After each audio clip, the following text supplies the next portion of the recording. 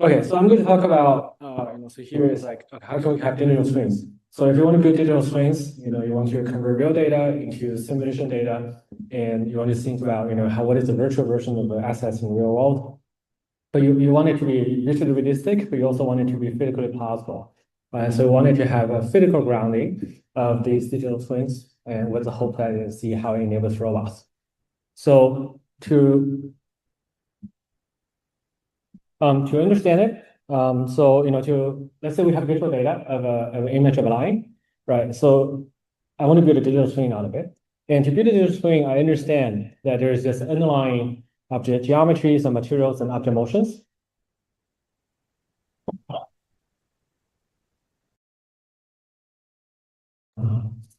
Okay, sorry, this place is really weird to speak because it has very strong echo from the bottom. So sometimes now you feel like you understand the pain of the singer because you keep.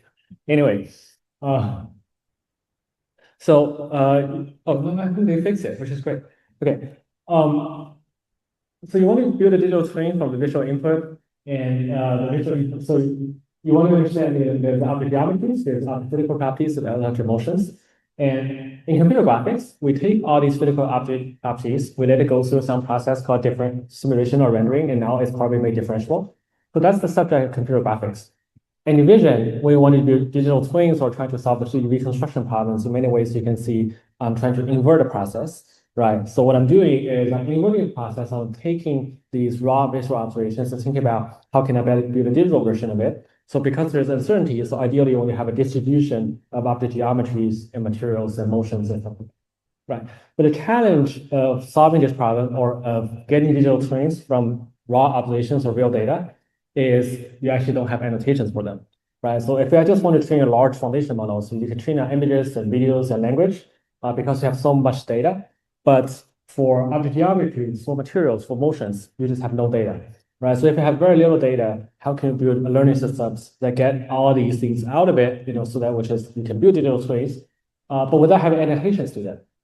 So we have been exploring two paradigms. And the first paradigm is what I call intrinsics as inductive biases for self-supervised learning. So what is going on here is I have raw observations. I want to get a physically grounded representations of the objects here, like geometries and materials. I don't have annotations for them, but what I do have is how these objects are supposed to interact with each other, right? So we do have knowledge from decades of research in graphics and physical simulation about how materials and physical objects, physical properties and geometries are supposed to interact with each other. So you can use them and let it go through a differentiable, possibly differentiable, even neural simulation pipeline to reconstruct the input. And then you can use the reconstruction loss as the self-supervision, right? So although you don't have supervision in the middle, and your hope is through the self-supervision and with the right inductive biases, these useful representations that is required for you to do the digital twin will naturally appear, right? Naturally emerge. So during training, you can train on unannotated images and videos. And during testing, you can just take the first half. I can turn a single image into, let's say, 3D representations of object geometries of materials. So we've been working on this line of work for a few years. And eventually, I think lead to, a couple of years ago, we had this paper called Learning the 3D Form of the Web. So what we actually did is we indeed trained on internet skills of images and videos of animals. And you can see we trained one model for 100 different categories of objects, animals, and they're all quadrupeds. So there's no fish, no snake, but you have this one model that are able to turn a single image into reconstruct it into 3D so that you can model, in some sense, you can say the digital twin of these animals, their object geometries, textures, materials, but also their articulation so that how these objects can be formed and interact. Okay.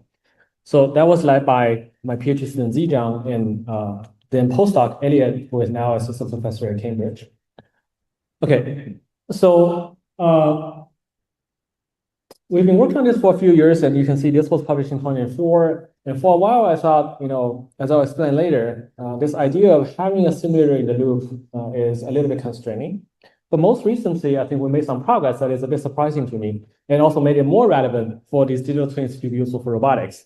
That is, we show that it's actually possible to have this encoder, decoder, like self-supervised learning paradigm to model not only these static objects, like animals and their articulation, but also really dynamic objects about how these objects can be formed.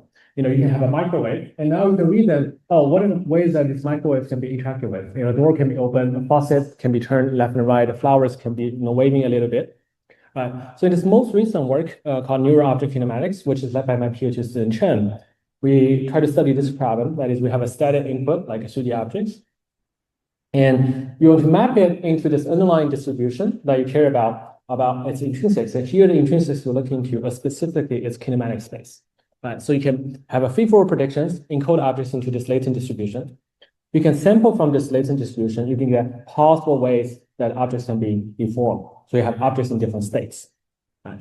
So the idea is actually surprisingly simple. I was very surprised. So you have this similarly encoder-decoder framework.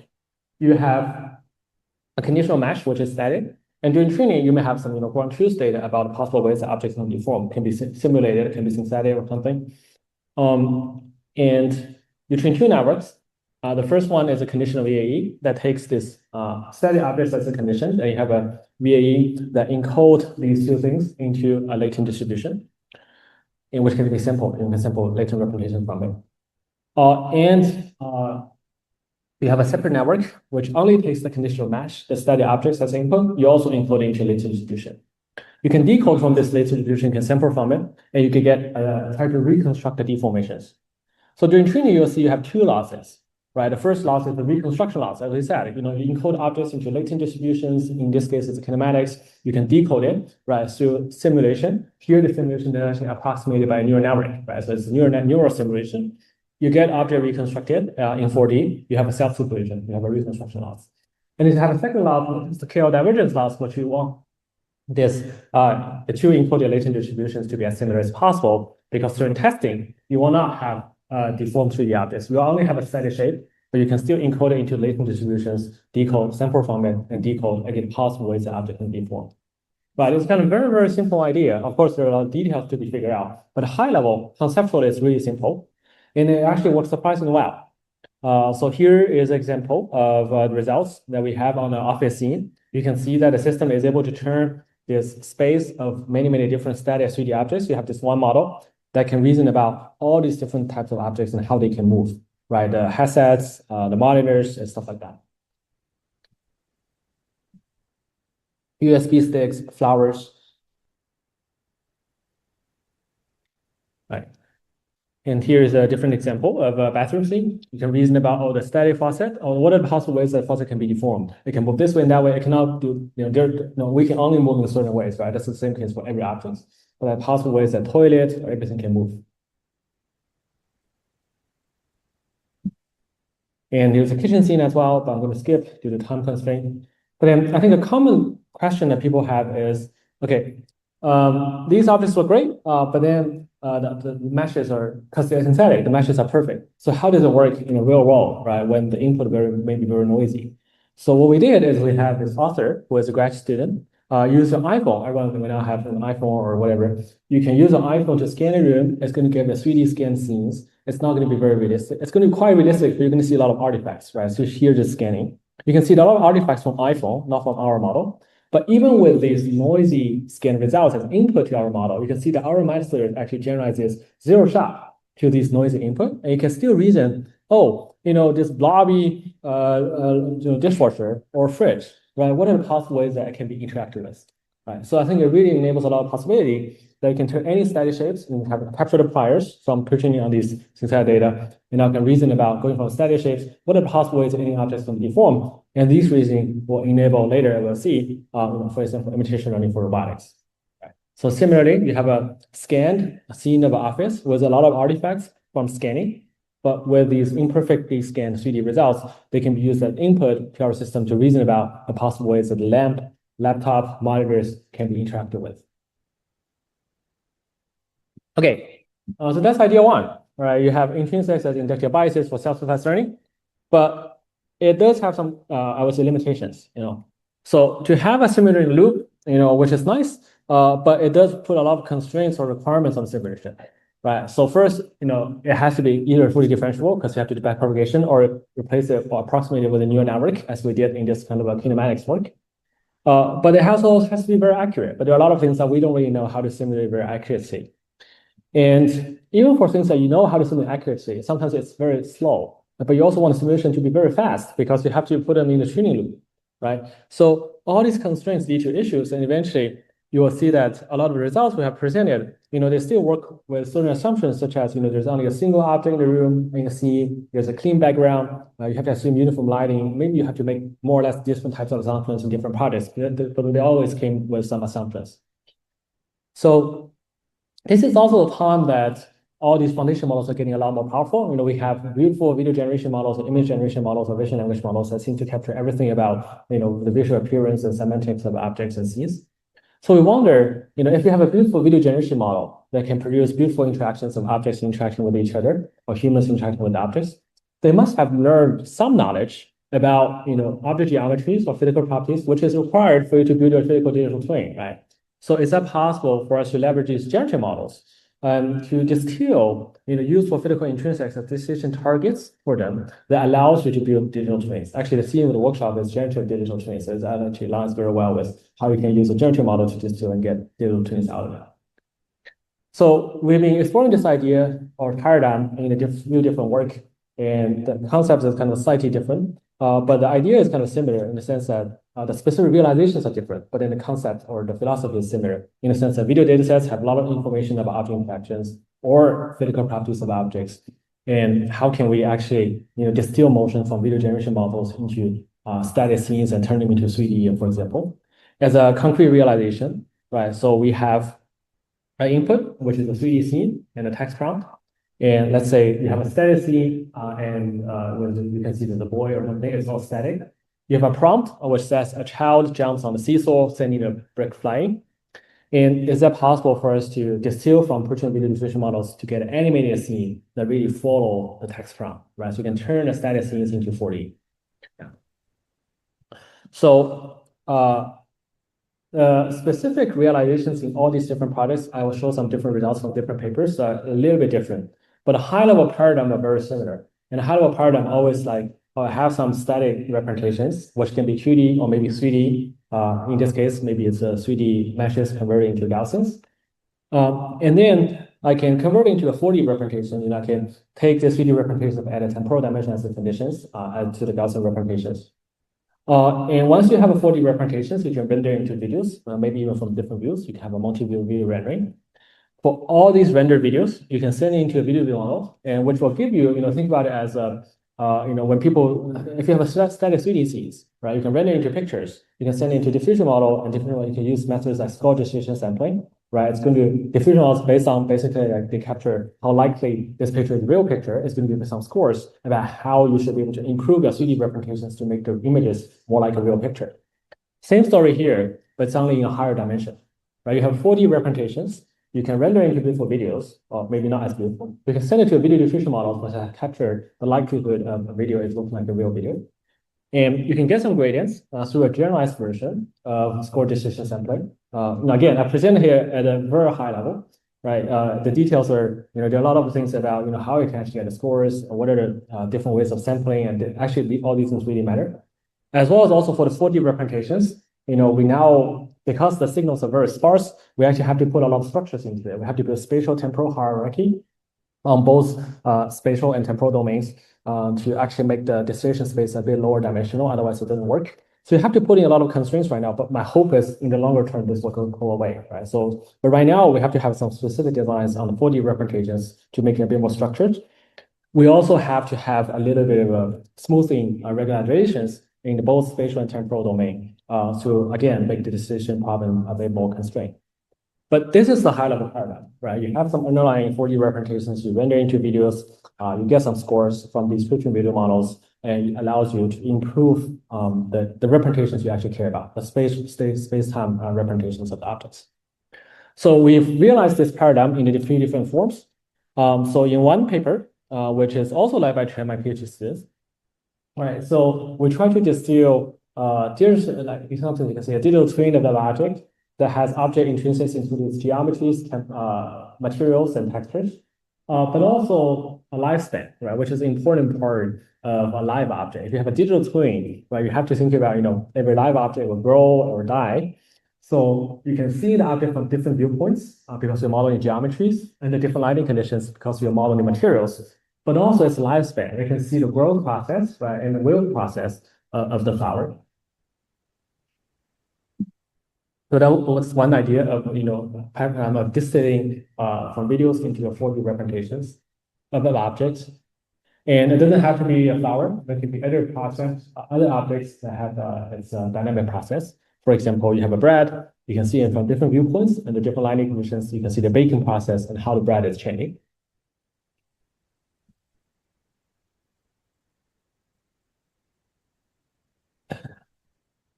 It also doesn't have to be a single object. You can distill the interactions between multiple entities, right? So here in this case, we actually try to distill, this is more like the example I showed before. You have static 3D scenes, and you only have state sequences of objects in 4D, so that you can see, let's say, children on a seesaw and it's going to, sending the brick away, right? So now you're actually trying to get the state sequences of multiple objects and try to distill them from pertinent video models. So that was led by Indra, who is incoming PhD in Stanford. You can see that going from a static scenes, right, with some language conditions, we're able to reason and predict, what will be a state sequences of these multiple objects that really align with the language prompt condition. Now, again, the language prompt itself, as well as the static 3D scene as the input. So that really enables robot learning. You can have a static scene, which involves a robotic arm in an object, in a brick. And another text prompt is a robot arm picking up a brick. Right, so we can actually get, from video diffusion models about how things look like, supposed to look like in 2D videos, but trying to now distill these state sequences of multiple objects over time, right? So you can see, oh, the robot is supposed to move this way, and the object itself is going to move that way, that's why. Here's another example about a basketball hits its rim and bounces away. And it's very general, so that it's not constrained to the type of embodiment or type of objects or rigidity of the objects, in a sense that we still have animals. We bring them back. We can say you can turn a static meshes into 3D, into 4D, and say a cat jumps on a cushion. You can see the deformation of the objects on the cushion. Right. So, but here, everything is a kinematic state sequences. There's no dynamics. So we didn't model forces. There's no actions and stuff like that. It's just like state sequences of multiple objects over time. Yeah. But that is already very useful because, if you can reason, in some sense, we have a digital twin of the objects. You not only have a geometry and texture, reason about the possible ways that these multiple digital twins, like hands and objects, are interacting with each other. Then that gives you, in some sense, the free supervision, right? I have a cloth. I want to close it. I want to fold it. And these generated dense object representations in 4D actually give you a very good imitation learning targets for robots. Right, so the robot can learn to approximate to make the objects move in a similar way. And in that sense, it actually learns to fold a different piece of cloth itself. So on the left is this generalized digital twin dynamic sequences in 4D in simulation. On the right is a real robot, right? Try to learn from these imagined interactions between humans and objects and try to complete the task itself. Here's one more example about, folding a laptop. Okay, again, led by Yinzhe and Chen and Karthik, who is master's student at Stanford, is going to be a PhD student at Berkeley this fall. We've also realized this idea of distilling in a little different forms, about, as I said, lifespan of the objects, interaction sequences of multiple objects, but also we try to think about how we can push from kinematics to dynamics in the sense that you could do action condition dynamics predictions of the 3D objects. So in this case, you want to turn the static 3D scenes into a dynamic 3D scenes that you can actually really take action condition input. And here you really have to model physical object properties. The narrow definition of physical object properties, not only geometries and textures, but really physical properties like stiffness or Young's modulus, right? Because if you don't have very good stiff Young's modulus distilled, then you're going to have interaction frequencies like that, which clearly didn't look realistic. And the problem actually turned out to be quite difficult because the flower is actually a kind of a non-homogeneous object. So different parts of the flower have different physical properties. So you actually are distilling a very high dimensional representation for the physical properties. So we show that we can do that as well. Due to time constraint, I wouldn't have time to talk about it in detail. We can talk about it offline. But we can also distill from video diffusion models, again, object geometries, lifespans, interaction sequences, and physical properties which enables action condition predictions here. This is now really action condition prediction. And we also did that even for fluid fields. So we can go from single videos into like 4D representations, which includes object geometries, which is in this case is density, but also physical properties, in this case is velocity. And you can see the fluid fields from different camera viewpoints, as well as making action condition predictions about, okay, how the fluid fields are supposed to look like if I have, wind coming from one direction or another.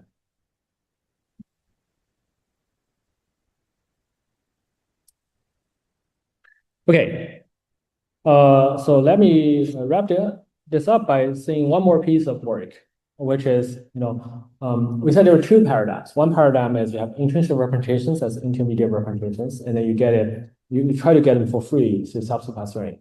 And the second is you use them as a decision targets of our protein foundation models.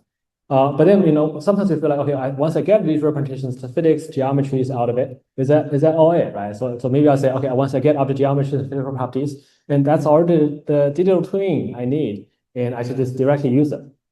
But maybe we can move one step further. That is, once you get these physical object representations like geometries, textures, they're not only like digital twins that you can use in your simulator, they're also very useful as your interface between humans, yourself, and the foundation models that's been pre-trained. So they can actually be also used as a controller interface that allows you to better condition and control these pre-trained foundation models, which is actually very, very important. Right? Nowadays, the only way that we can control the foundation models is maybe through natural language. I say generate this and generate that. But the other type of control I can apply to any of these video generation models are so limited. Right? So now the question is it possible for us to, let's say, turn an image, let's say into 3D, take flexible action conditions. The scene may have different types of objects like rigid bodies and fluid, but also I want to turn into 3D. I also want to apply very flexible action conditions like forces from the bottom or stuff like that and see the realistic interactions between objects and matters. Right. To do that, I really want to put together the physical simulations, which for free in some sense allows you to give action conditions, but has a lot of limitations. Physical models can take any type of actions as input, right? Simulation, you can do whatever actions you want. But no, a lot of things that we don't really know how to simulate. That's the first item. And second is it's actually very hard to do as system identification, right? So it's very difficult for us to even get Young's modulus or whatever for a single type of object.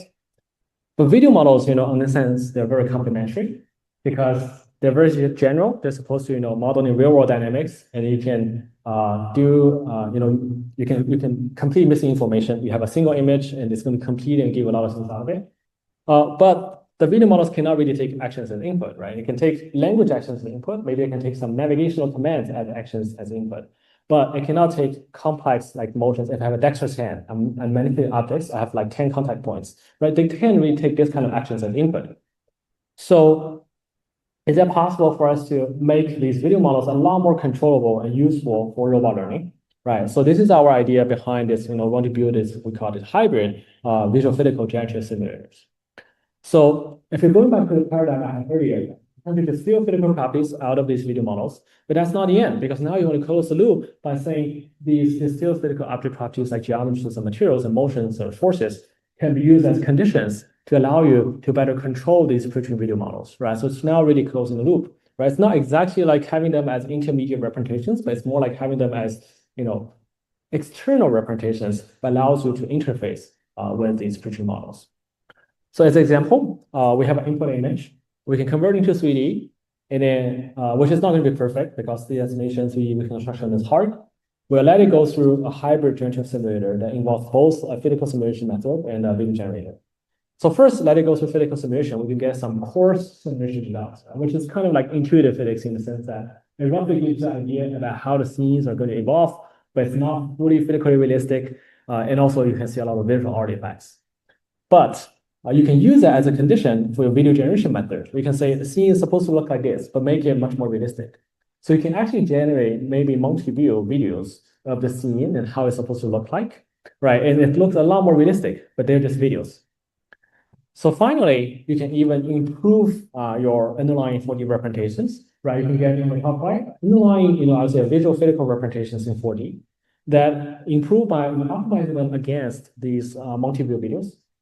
So that you actually get the best of both worlds. It is still a 4D representations, and you can see it from different viewpoints. You can do action condition predictions, like what's going to happen to have forces here and there, but it also looks a lot more visually realistic. So this kind of generative paradigm, it really allows us to condition the video models and try to get things out of it and really try to close the loop. And we show that it's very general. You can make it work on different types of scenes of rigid bodies interacting with fluid, with smoke, soft bodies like cloths, granular objects like sand. You can do different types of action condition predictions, like going from a standard scenes. You can turn it into 3D, apply different types of actions, led by my PhD student Jiajun and Coben. And most recently, we've also tried to leverage advances in video diffusion models for methods like self-forcing to make the video generation a lot more faster. So now we can distill physical properties and then use them as the conditions to control video generation models, but also do action condition video generations at 13 frames per second, which is basically real time. So here's a demo that you can turn an image. We can do some coarse 3D reconstruction, and the user can specify, what do they want, right? What are the type of forces that we put into the scene in 3D? And you can see that the system is able to generate corresponding videos, action condition in almost real time. And here's one more example.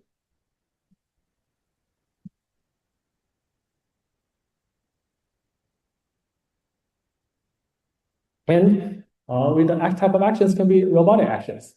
So we can now do close to real-time generation or basically real-time generation of what's going to happen if I have robot actions, right? And the robot is moving the scene, pushing objects from left and right, and see how the scene is supposed to respond to it. Right? So you can do very flexible action condition generations with potential a lot of applications in different types of robotic manipulation.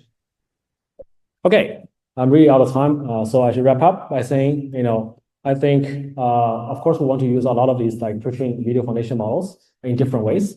But then there's fundamental question about, how you should do, what you should do with them. If you want to get, let's say, this team of workshop, want to get digital twins out of these pre-trained video foundation models, what are the modeling of what is the representations you will need for the digital twins? How does that connect to these pre-trained foundation models?